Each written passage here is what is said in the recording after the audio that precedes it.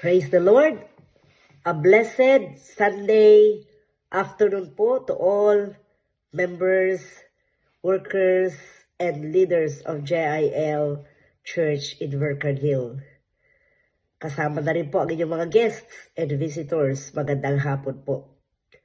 Isa pong kagalakan and pribilehiyo po to be part of your 3rd anniversary. Nagpapasalamat po ko sa inyong masipag, tapat at gwapong pastor na si Pastor Gerald Alday for inviting me to give a short message this afternoon. Alam niyo po ba na inyong tema ay napakaganda, a season of breakthroughs or breakthrough in Isaiah 43 verse 19.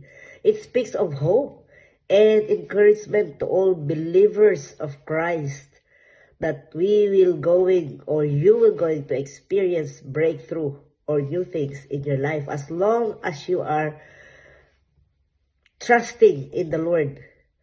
Tunay pong napakabuti ng Diyos because He is the source of new beginnings. He is the source of new things and breakthroughs.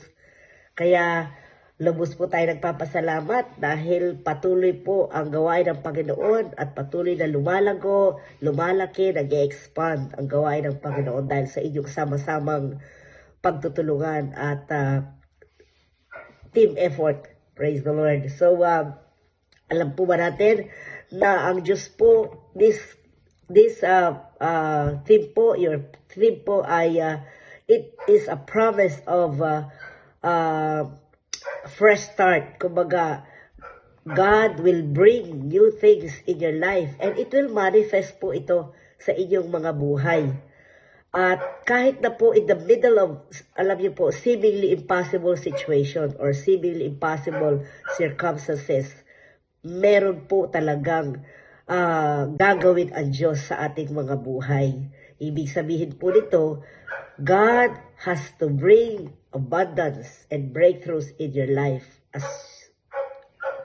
as long as you are serving Him with all faithfulness and with all sincerity.